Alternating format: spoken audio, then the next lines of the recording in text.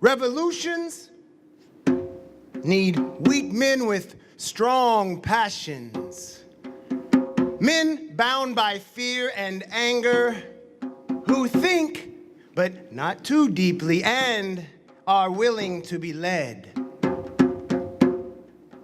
And his was indeed the proper attire. His were indeed the ideological correct phrases and gestures. There was little cause for criticism and little reason for derision.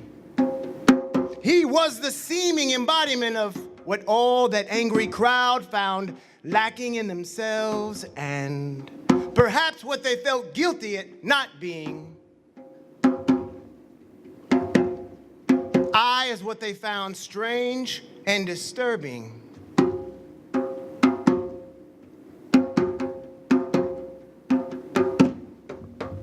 Propagandists may be necessary to revolutions, but not poets. Poets might only live to express the deeper meaning of their time. The meaning that eludes the historian, yet completes the history. And his shoulders would bear what arms our cause demanded. Mine would bear only laughing children. And there could be no revolution without him, but there could be no future without me.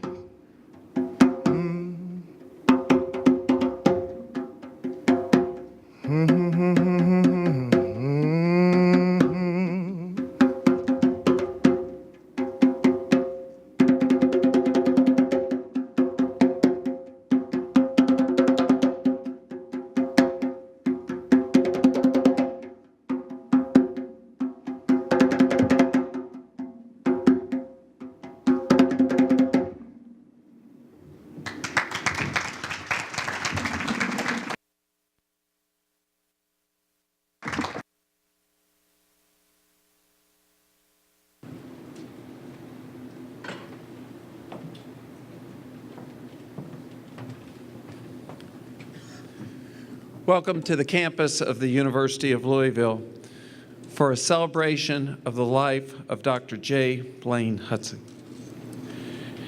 Each of us, during our time on earth, have been given a race to run. As you will hear during our closing song, it is for us to help somebody. It is for us to make our neighborhoods, our communities, and our society a place where all enjoy the same civil, economic, and social rights. Our departed friend and colleague, Blaine Hudson, finished the race. He helped a lot of somebodies, and his living was not in vain. Much has been written and said about Blaine over the last week. These comments about Blaine have been genuine, heartfelt, and passionate.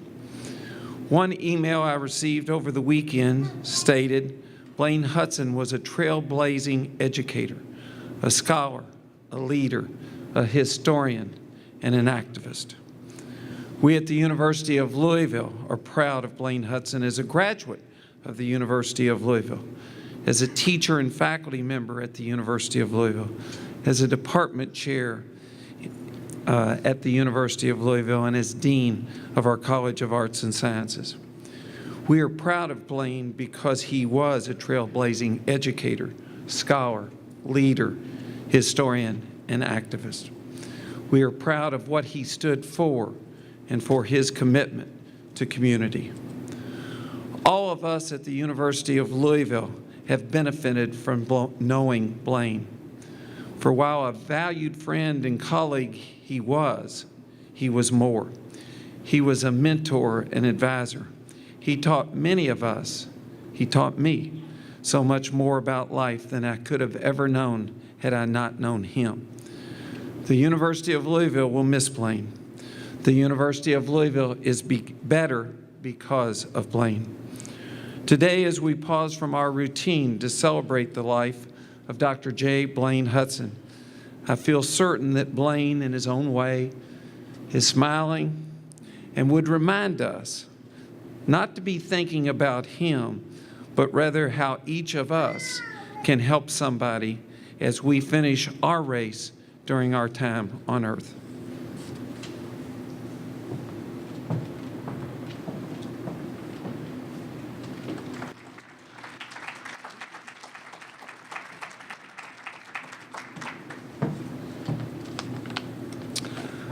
Good afternoon, everybody.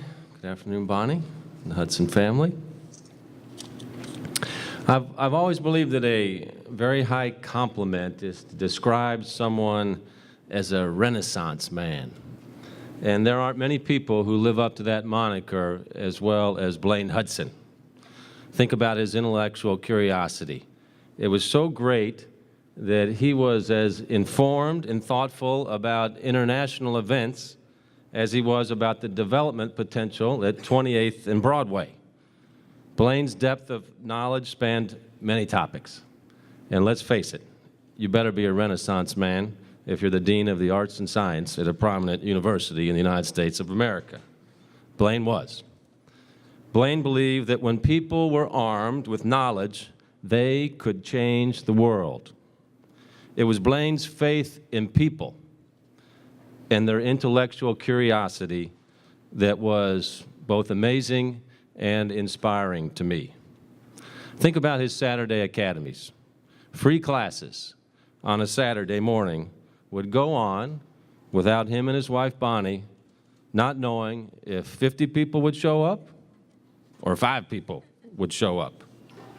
And as mayor, I participate in a lot of community events, and I can assure you, you don't volunteer to design a learning series and teach a free class on Saturday mornings for your ego or because you don't have anything else to do.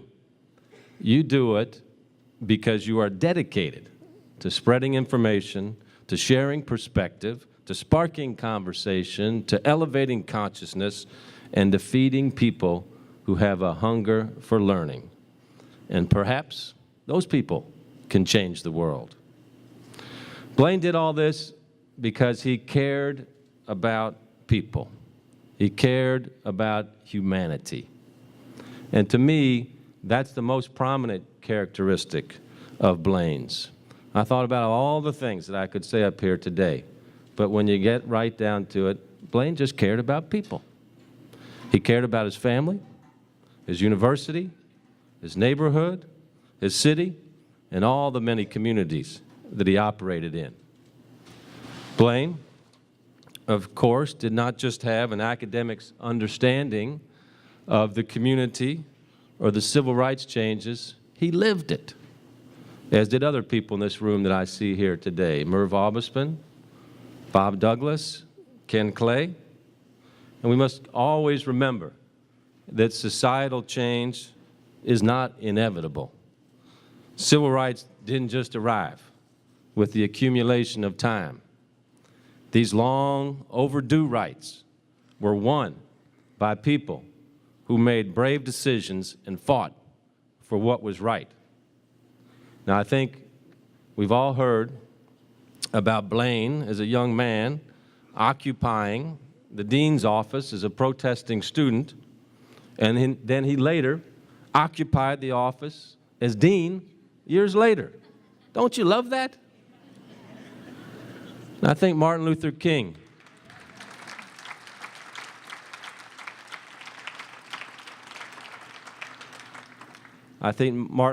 in one of his famous quotes echoed this: "The arc of the moral universe is long, but it bends toward justice." And Blaine, going from occupying to occupier, says it all in one man. It took a group of folks to step up and stand out. And in Blaine's case, to risk his scholarships and his future, to stand up for justice. He was arrested, he lost his scholarships, He took a real risk, and he had no guarantee that it would ever pay off. So we're all happy to see the many ways that it paid off for Dr. J. Blaine Hudson. In my last email from Blaine, he was talking about the work of the Violence Prevention Work Group. That was a group of community volunteers that I asked to work on a strategy to prevent violence in our community after a terrible day of triple homicides last May. It didn't take long for us to figure out who should have been the chair of that group. It was Blaine, naturally. In that email to me a couple months ago, Blaine wrote about, though he had stepped away from the daily work of the commission because of his illness, he was looking forward to being a vital part of the next step.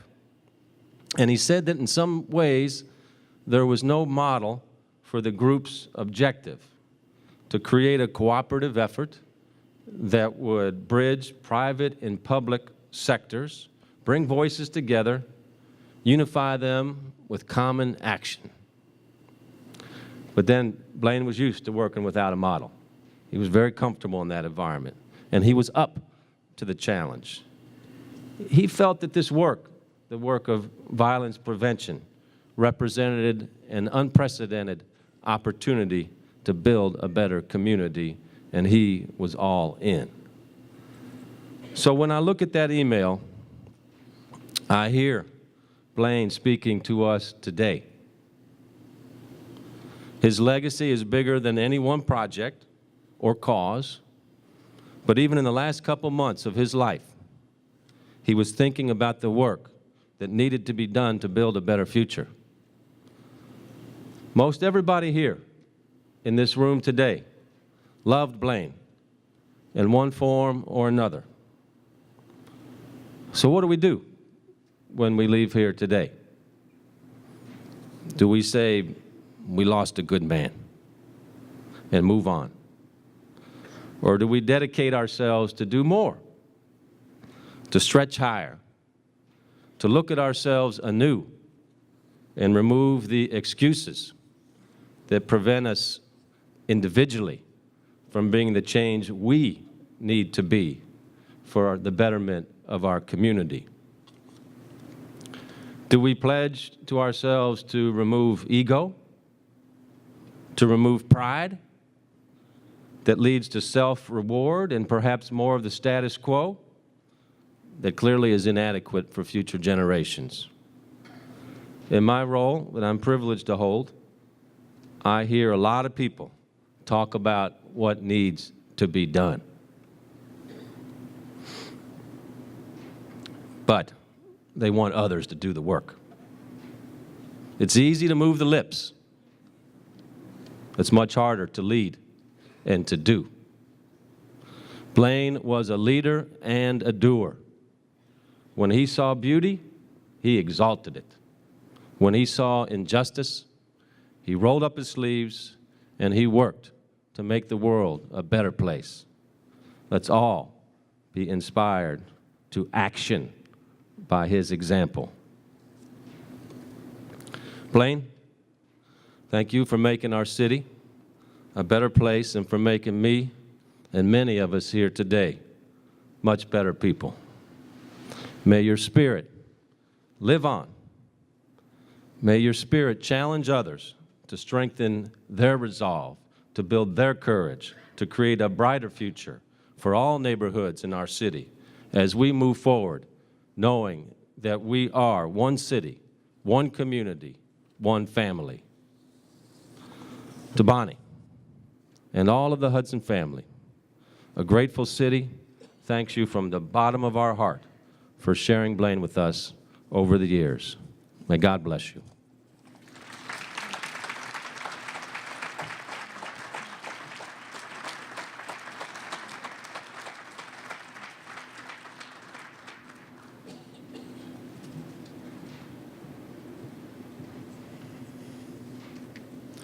A history professor stopped me on the sidewalk last week to say how much he missed Blaine Hudson. Blaine was the best dean the college ever had, he said. Even though his budget was cut over and over again, he kept the vision. Blaine did that, of course, but keeping the vision was not something ethereal. Blaine left the College of Arts and Sciences in much better shape than he found it in 2004 when he became dean. Here are just 4 of Blaine's accomplishments. He established 12 new degree programs, many of them interdisciplinary programs in cutting-edge fields. He increased the size of the staff and the faculty. He expanded the college's international programs, giving our students opportunities to study and serve in 15 countries across every continent except Antarctica and Australia. He broadened the college's service to the community, establishing centers, institutes, and programs dedicated to diversity, outreach, and social justice. These accomplishments improved the college tremendously, but they are only part of his legacy. For those of us who are fortunate enough to have worked closely with Blaine, his legacy is his spirit. The way he treated everyone, whatever the status or pay grade, with respect. The way he stood firm for honesty and justice in the classroom, on campus, and in the community. And the way he approached difficult situations systematically, insightfully, and calmly. Indeed, if I could transplant just one of Blaine's traits into my own personality, it would be Blaine's remarkable calm. On several of our scheduled meetings, particularly early in our work together in the dean's office, Blaine would ask me what issues my office was facing. Before long, I would spell out exactly how I felt about a certain problem. This situation is so wrong in so many ways, Blaine, I would say, it's completely crazy. Then, having let him know how the problem made me feel, I would fill in the particulars. Well, John, Blaine would say in his soothing, deep voice, there's a history behind this. Then he would proceed to provide context, expanding from particular to general until I understood the problem in terms of the actors, the institution, the system, and the era. By the time Blaine finished his explanation, my demeanor would be changed from fretful to contemplative. I may have still been bothered, but I no longer felt bothered. One of the college's academic advisors recently summarized this experience well. It is hard to believe I won't hear his voice again, she said. Every time Blaine spoke, my blood pressure dropped 10 points. I speak for many people when I say that working with Blaine has been a highlight of my career. I have witnessed a creative and determined soul effect meaningful change. I have watched reason and respect combine with commitment and calm to improve a community, and I have seen a person leave a place better than he found it in ways that even he did not know.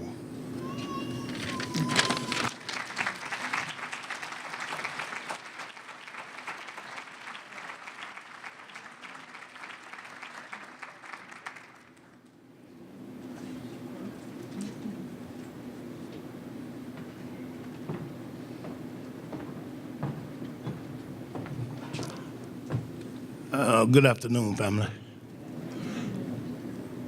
My name is J.T. Woods, and I'm a longtime attendee of the Saturday Academy. I'm going to try to get 20 years of an experience into 3 minutes. I hope I can do it.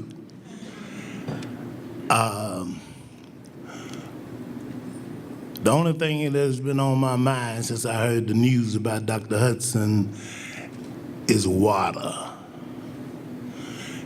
It's as if the Nile River just disappeared.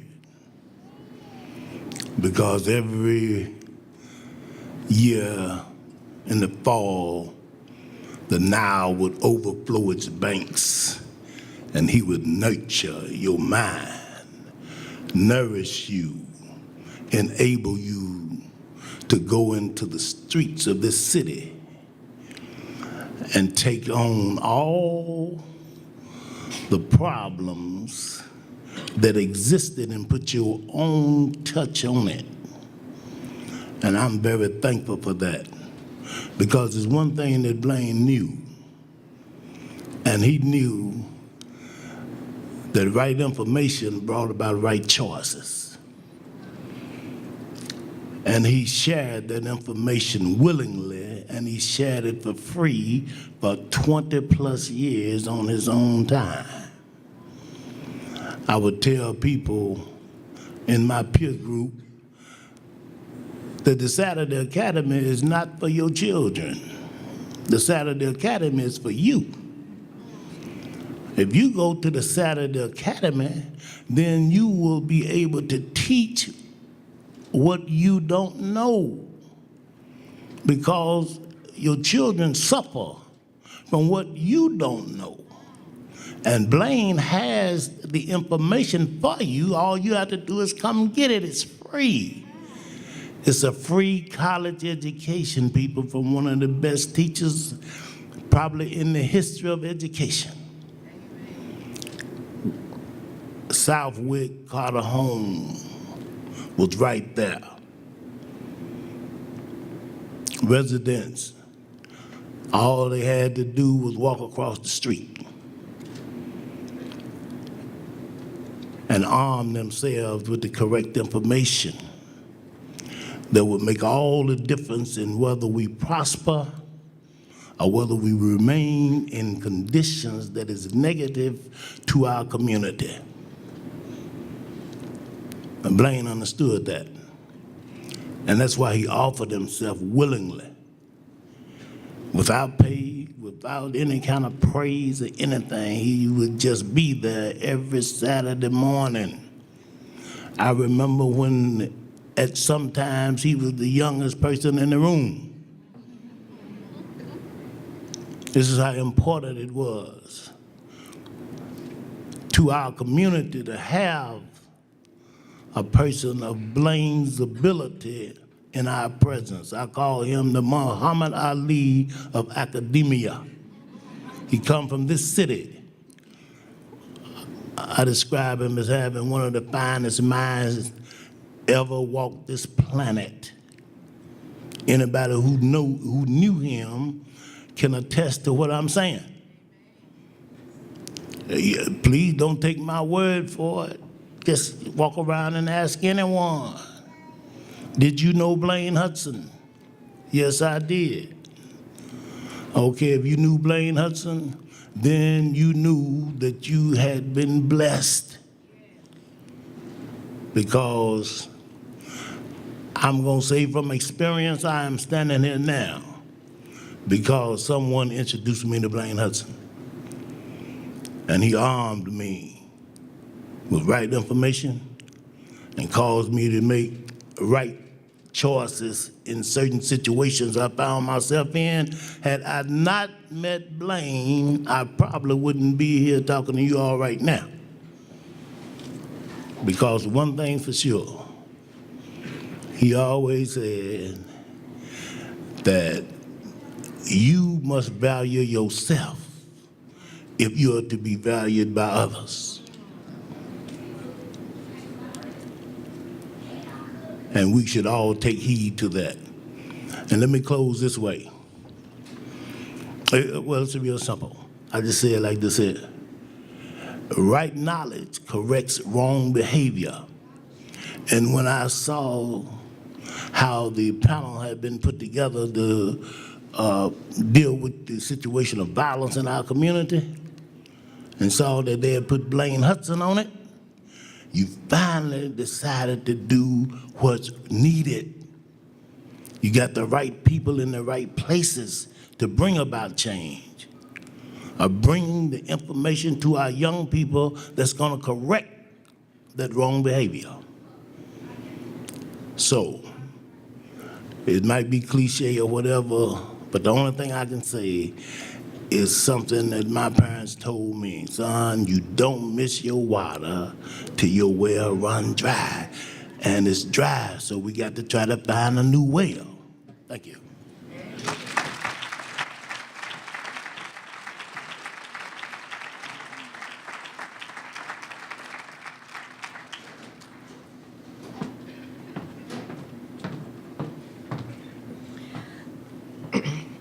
Hello to the family and to the faculty, and I thank the Pan-African Studies Department for inviting me as an alumni student, Merlene George, to speak on behalf of Dr. Blaine Hudson and the impact he's made on my life. He's made a true impact on my life. Dr. Hudson, he was a true friend and a mentor. I met him as a freshman. He was a professor here at the University of Louisville, teaching intro courses to Pan-African culture. Dr. Hudson explained the subject with such enthusiasm that it sparked energy in me.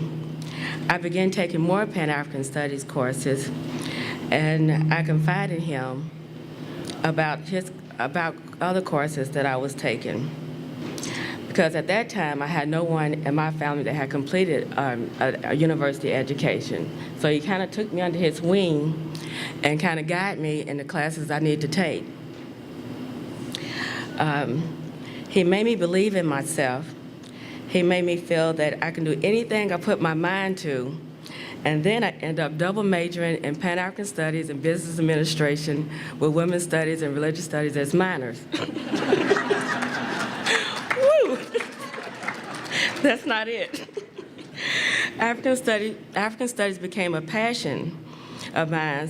Dr. Hudson advised me to check in to be a business student at the University of Kentucky and their African Studies department. And at that time, it wasn't a lot of internet classes, so I found myself running to, going to Lexington on the weekdays and on Saturday morning classes. And then I talked to him about taking more African studies classes and Pan-African study classes, and then he connected me with Temple University. And through Temple University, I managed to take a trip to the University of Ghana and study there. And I met a lot of people while I was there at the Temple University, Sonia Sanchez, Bobby Seals at the Black Panther movement, and that too inspired me. And then while I was at, the travel to Ghana at the University of Ghana. It was a real experience for me. It was really exciting. I got to work with people from Brown University, from the Peace Corps, from Achimota Preparatory School where I taught, and other international agencies. I even had a chance to see a refugee camp for the first time. And that was something that was very eye-opening for me. I also was able to visit several small countries while I was there. Burkina Faso, Togo, and Cote d'Ivoire. And the whole thing about it, he challenged me to be a visionary. He challenged me he helped me with the campaign to get money to go through private grants, donations, and other student agencies. Because at that time I had no money of my own, it was just a dream. Dr. Hudson would often say that we need to have broad shoulders for the next generation to stand on. And so with that knowledge, I would, he recommended me to continue on studying in the Pan-African Studies department. And he stated that knowledge is like an Olympic torch, to keep passing keep the fire burning by passing the torch. When I returned, I was inspired to reach out and teach Pan-African Studies courses voluntarily. And I also began to see that it had impact on others. I taught through different churches and different youth organizations. And I would say Dr. Hudson, to me, if I had to sum him up in a few words, he was like a quiet storm that changed the landscape of your thought process. I know I'm a wiser person to have known him as a mentor and a beloved friend, and I feel that I should carry his legacy on forever. And I want to thank you all again for having me here to speak on his behalf.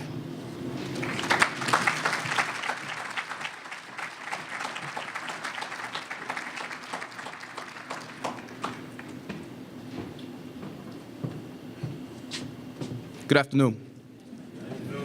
My name is Ricky Jones. I'm a professor in the Department of Pan-African Studies here at the University of Louisville. In fact, I'd say the mighty Pan-African Studies Department here at the University of Louisville is coming up on its 40th anniversary. And it's important because it was the brainchild of Dr. J. Blaine Hudson and others when they were undergraduate students here at the University of Louisville. So thanks to Mayor Greg Fisher, who came out today, who I've grown to know as a good man, a conscious politician, who you don't run into very often. Very few politicians are conscious. They worry more about money and being reelected than they do about doing decent things, and that is not the case with Mayor Fisher. To President Ramsey and Provost Willingance, who I have known since I've come here, Provost Willingance and President Ramsey over the last few years, thank you for being so decent and moving with such grace and speed and organizing this memorial for the most dear member of our department.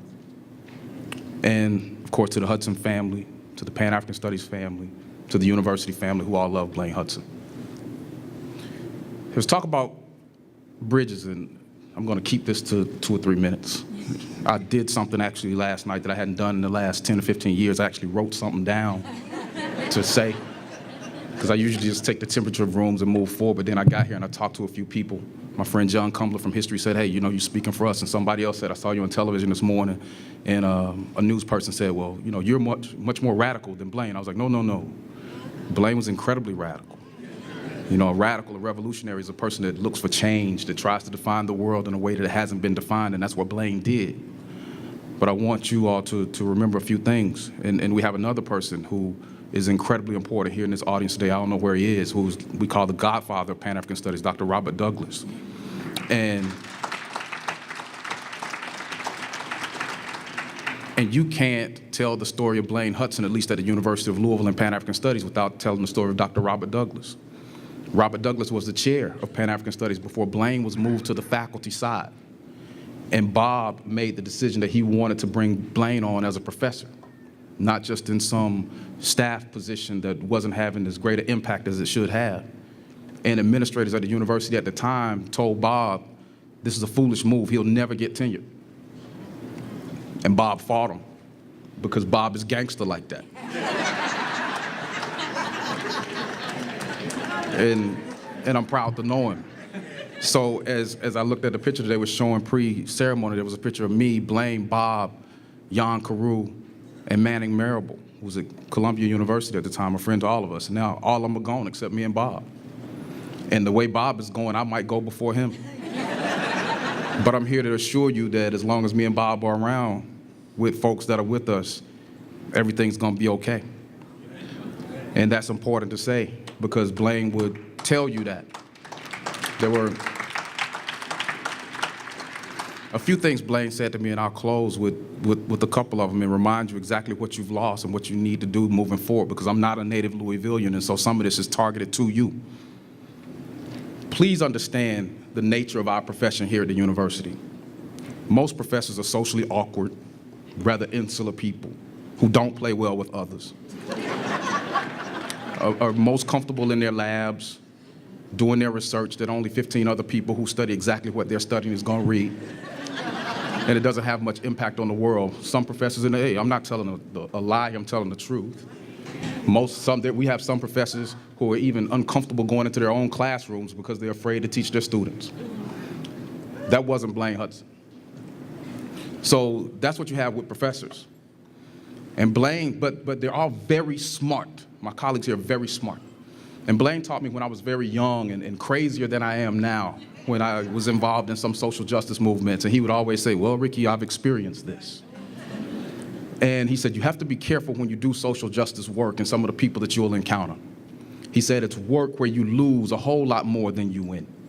You get isolated. And over time, that can beat up on you so badly that some people lose it. And so you have to be aware of the people who have lost it. But he was able to bring the political acumen from the academy in social justice sensibilities to the community with a strange amalgam that people rarely see.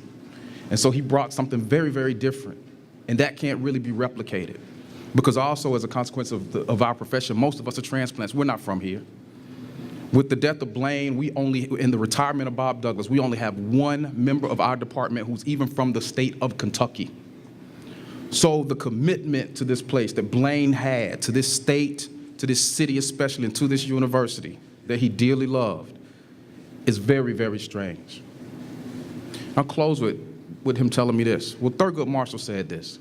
The great Thurgood Marshall said, "You do what's right, and you wait for the law to catch up." That's what Blaine did. He always did what was right, and he waited for the rest of the city, the university, or even the world to catch up. And I think the University of Louisville has made strides because of that. Not just because of Blaine. Certainly there have been some other great people, but he's been able to partner with them to do some incredible things. But understand this, the ethic of Pan-African studies and black studies in general, and this is why I love this field. This is why I don't teach in a political science department, because it doesn't have the same ethic. Academic excellence and social responsibility. You can't just teach, you also partner with real people with real problems to make real change. I encourage all of you to take Blaine's example, because he also said to me, you can do whatever you want to do if you're very good at what you do. First and foremost, be very good at what you do. Then you never have to be a coward, personally or professionally. We all know that there are more cowards than brave people sitting in this room and out in the world. Blaine wasn't one of them. Listen to that poem that he wrote, okay? But he said this, and I'll leave you with this. As you move forward, take an example from Blaine. Be excellent and be responsible. That's the best way you can honor him. But also this, in our time of mourning, and God knows, I haven't been so sad since my grandmother died 3 years ago, who was my mother, father, everything, all rolled into one. And I remember sitting in Blaine's office, because his mother died a few months before my grandmother did. And he said this to me. He said, "Ricky, you have to be careful. The one thing that you cannot do in this life, whether it's best times or the worst of times, you can't get stuck. You don't want to be the person talking about the shot you made when you were a junior in high school. And that's the best thing ever happened to you. And neither do you want to be the person to have the worst thing that happened to you, be it now or 15 or 50 years ago, define the rest of your life. You can't get stuck." So I say this to you, University of Louisville and Louisville as a city. Remember Blaine Hudson. Remember excellence. Remember responsibility. Remember righteousness. And don't get stuck here individually, and don't get stuck collectively. There are good times ahead. And the last charge to the university. I think this is a suggestion. It just came to me. That's why I don't write things down. I attended Morehouse College, and every day at Morehouse College, our greatest graduate was on display. I walked by Martin Luther King Jr.'s statue every day. We've got another great man, talented man in this room. Ed Hamilton, where are you, brother? Stand up.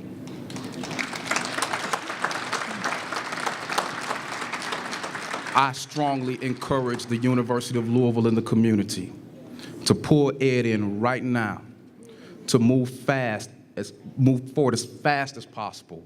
Get a statue of Blaine Hudson up on this campus so that we can see him every day as we move forward. Thank you.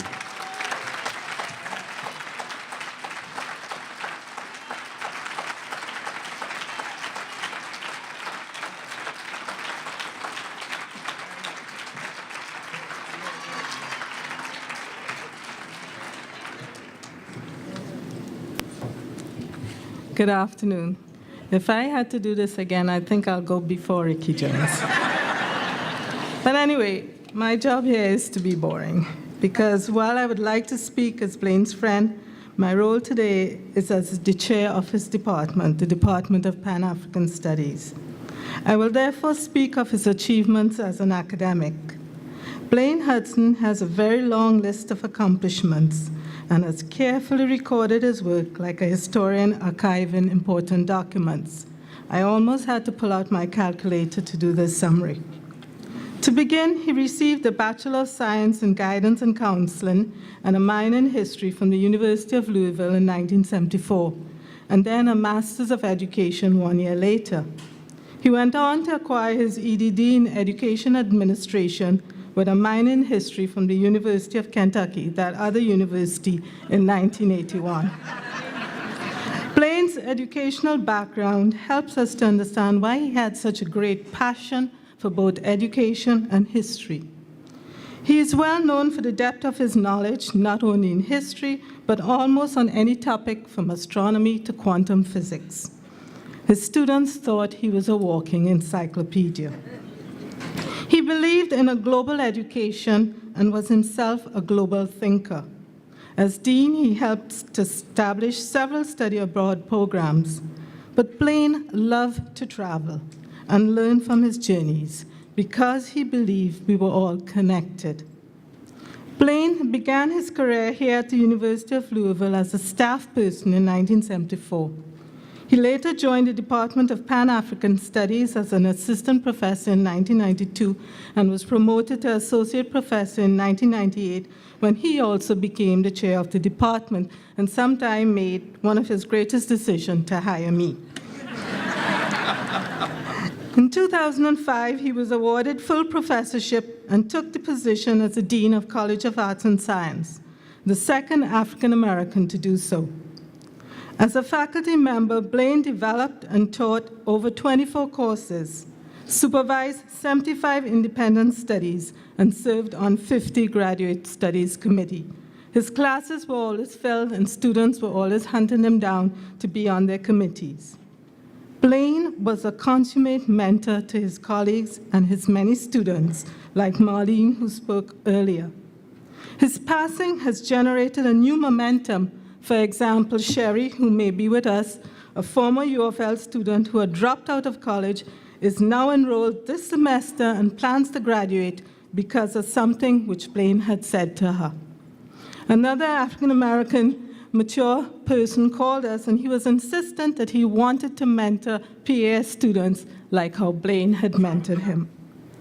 In addition to this tremendous impact as an educator, Blaine is also a well-accomplished researcher and writer with over 50 publications, including 3 books, 8 book chapters, 25 journal articles, and 15 encyclopedia entries.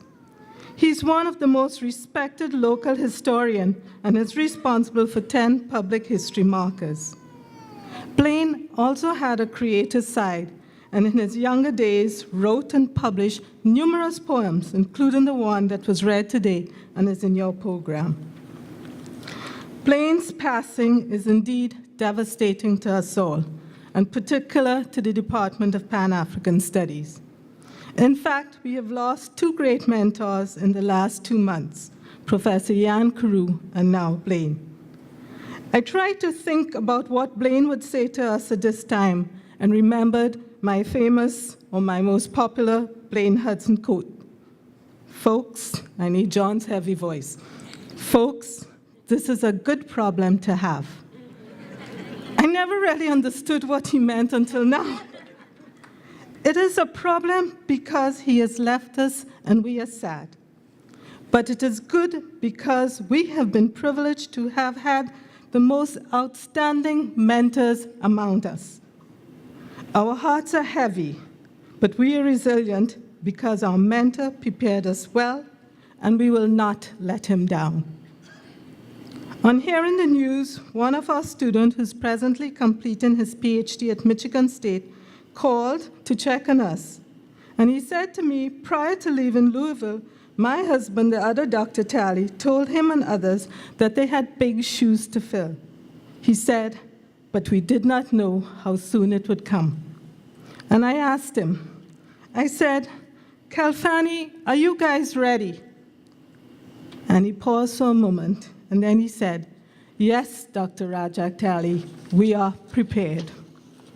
So as we mourn the loss of our friend, mentor, and advisor, Blaine Hudson, let us take courage that he has left us many, many, many young women and men who are prepared to become great teachers, researchers, administrators, role models, and community activists.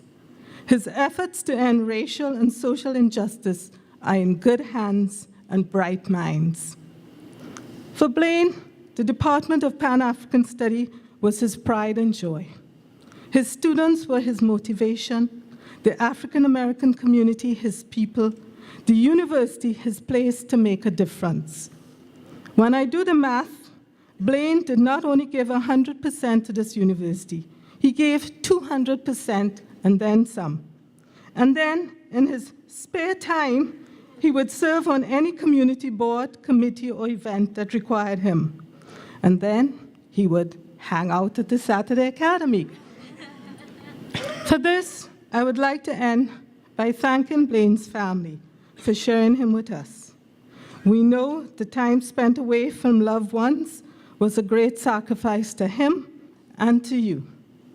There is absolutely nothing we can say to erase your pain and your loss, but seek comfort in knowing that when he was not with you, he was making the world a better place for us all.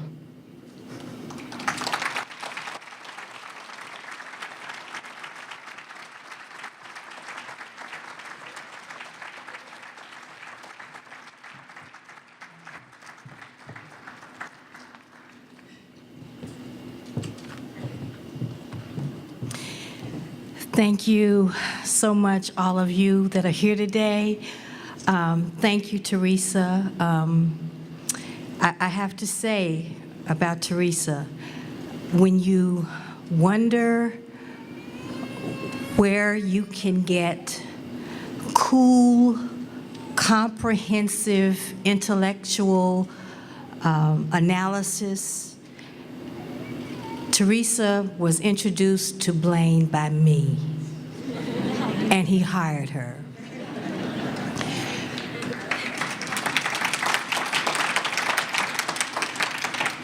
I have to write remarks so that I don't get overly emotional, but I really appreciate what is taking place today, and I'm so glad to see so many of you here.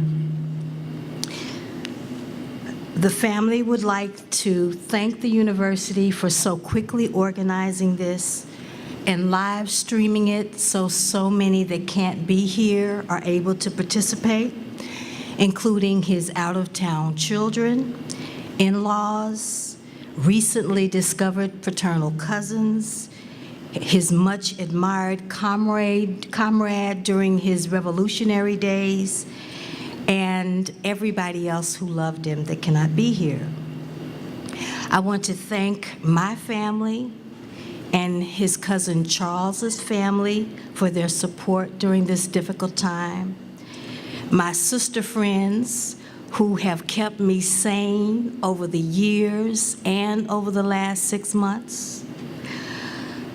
And the medical professionals who knew how to handle a tiger. The Saturday Academy regulars who helped Blaine and I develop into a unique communications team, and those who have sent us care packages, cards, and condolences. Thank you. Few realized that Blaine was an only child of older parents, which too quickly evolved into he and I being the elders of a family that was blended with 6 children. Needless to say, trying to save his life required our small family to have all hands on deck every day.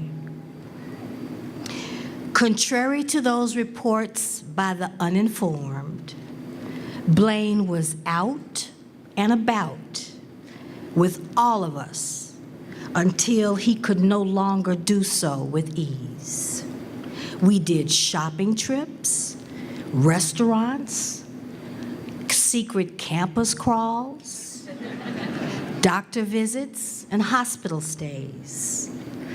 After years of living so others might learn, his circumstances changed to his learning so that he might live. And making that transition from others to self was a big challenge for a man otherwise known as smart. We learned definitively that he was hardwired for helping others. And the family will remember this. When he emerged from anesthesia talking about work. Am I lying? That meant the family had to circle our wagons and constantly redirect his focus to health and healing. The Violence Reduction Task Force that originated from Saturday Academy Dialogue, we had to pull him away from it, in spite of his concern that the community remain at the forefront of the city's efforts, rather than becoming a well-managed partner. That was one of his concerns during his illness. We tried to move his mind away from all of the programs and all of the projects he took leave of as dean, which he fretted over because he was unable to finish what he started. And we attempted to distract him from his reconfigured academic career plan in order to bring his attention back to self and health. We were seldom successful.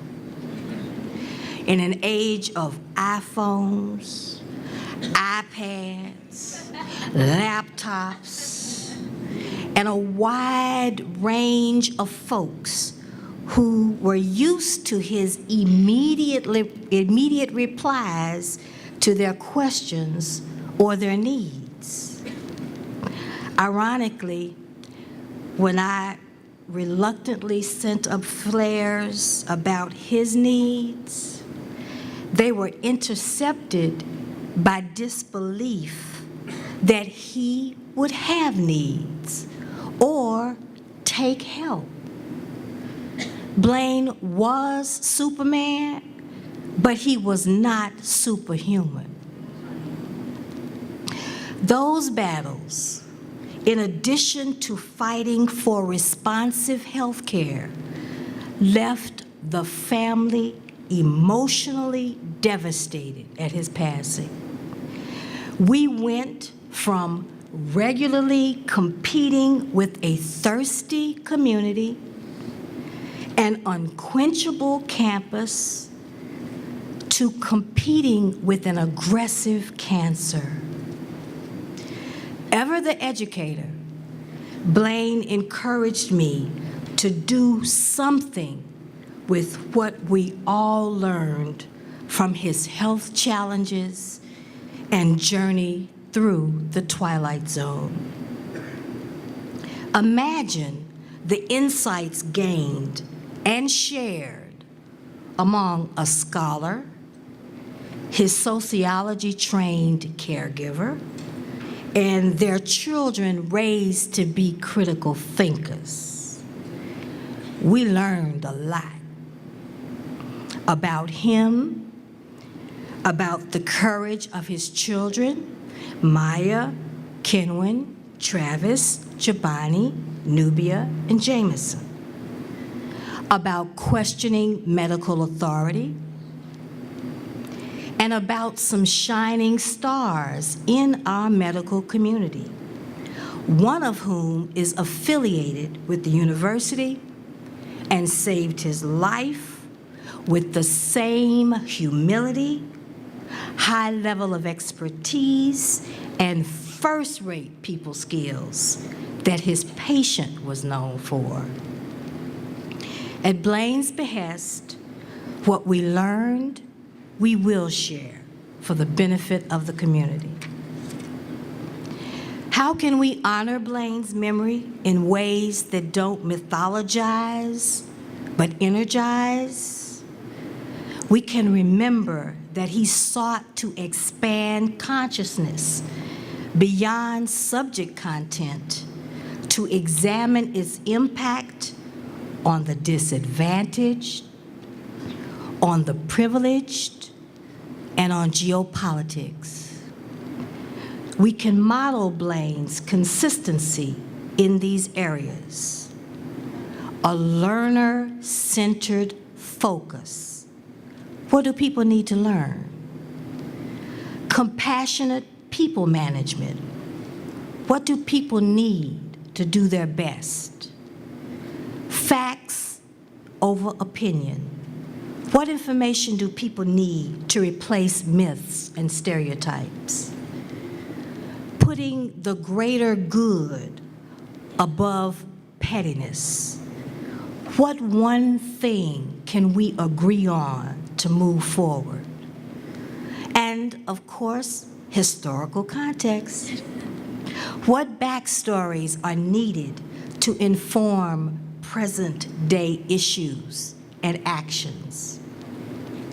Whatever the unit of measurement, whether as individuals, groups, organizations, as a university, his model is a useful one for daily life.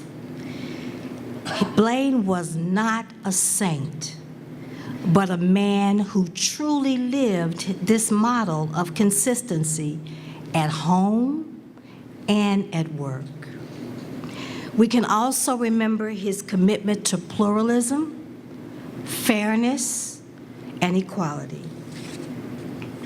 Finally, we must never forget that Blaine was a brother from the hood who made good, always tried to do good, and even stayed in the hood, but was a force for and a friend to many different kinds of people. I hope the university will help the family protect his legacy. Thank you.